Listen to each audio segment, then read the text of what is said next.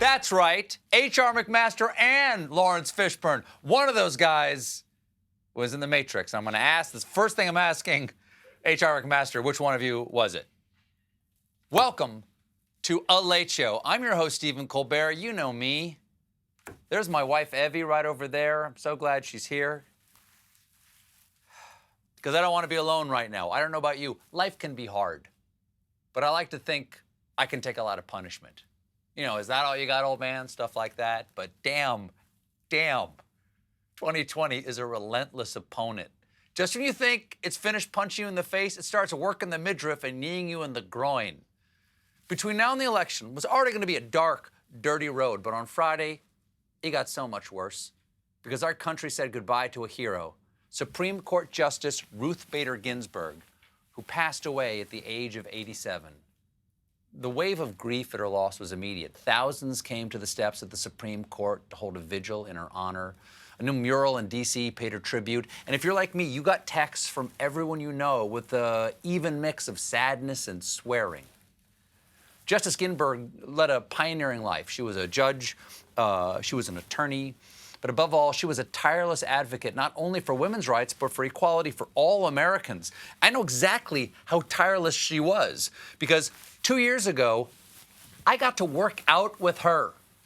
That day, she cast the deciding vote in the landmark case of 85-year-old fitness v. my self-esteem.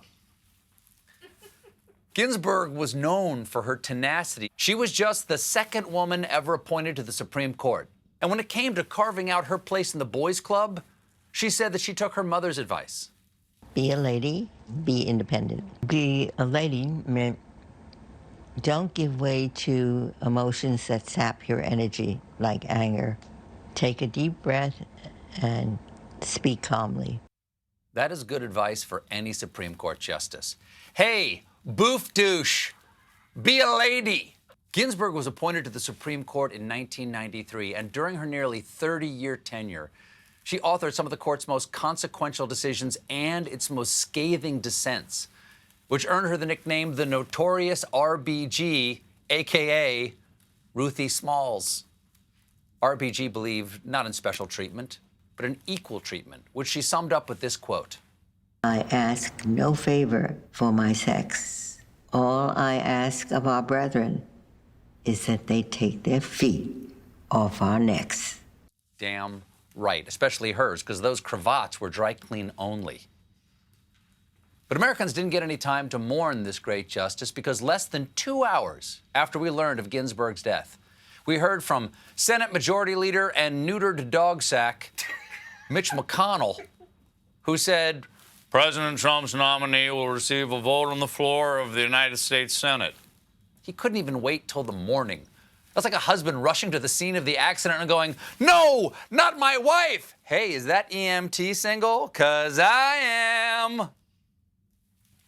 Apparently, since 2016, McConnell has had a change of heart, or whatever squirming bag of scorpions occupies that dark cavity. Because back then, he opposed Barack Obama's nomination of Merrick Garland, and he explained it this way. The American people deserve to be heard on this matter. That's the fairest and most reasonable approach today. Voters have already begun to choose the next president, who in turn will nominate the next Supreme Court justice. And keep in mind, back in 2016, that was 9 months before the election. This time, the election has literally already started. Voting has begun in as many as 20 states. So for McConnell, not in an election year, but in an election is fine. That's like saying, I'd never cheat during my engagement, but at the wedding? I mean, come on, the bridesmaids are just hanging there like ripe fruit. So what has changed? Well, now McConnell claims that since the 1880s, no Senate has confirmed an opposite party's president Supreme Court nominee in a presidential election year. Okay, but he did not mention anything about political parties in his justification in 2016. He's like that neighborhood kid who keeps changing the rules of the game. The floor is lava, but I can walk on it because I have red shoes. But red shoes don't work for you because you have an older brother. That's also why I get 2 cupcakes and I get to take away your health care, which you're really going to need because the couch is also lava. McConnell isn't the only fragrant hypocrite. So is South Carolina Senator and sad wet corn muffin remembering when he used to be Lindsey Graham. Lindsey Graham. Graham has already said he'd vote to seat Trump's nominee, but back in 2016, Graham promised that he would treat a Republican nominee the same way he was treating Merrick Garland, and he had this challenge for the press. I want you to use my words against me.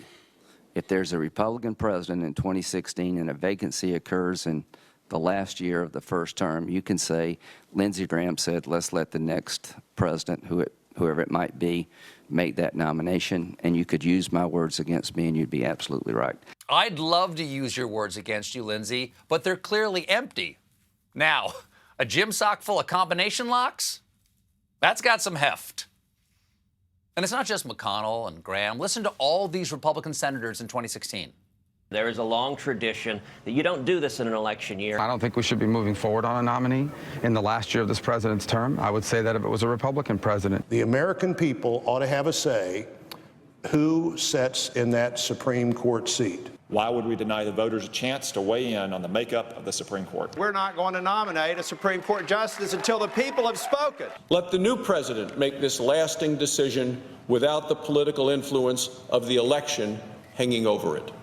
Of course, ultimately, Republican senators have no honor, so they don't care if we call them hypocrites. It's like the fifth victim saying to Jack the Ripper, hey, you keep stabbing me in the chest, buddy. You're really going to start to seem like a murderer. I mean, in the public's eyes, I understand all the pressure you must be under to keep stabbing me. Along with the senators, then candidate Trump said this about Merrick Garland. I think the next president should make the pick. I would be not in favor of going forward. But surprise, Saturday he said this. We said that if for any reason we have a vacancy on the United States Supreme Court, we will fill that vacancy. We're not going to say, and by the way, we have plenty of time. There's a lot of time. You know, you're talking about January 20th, right?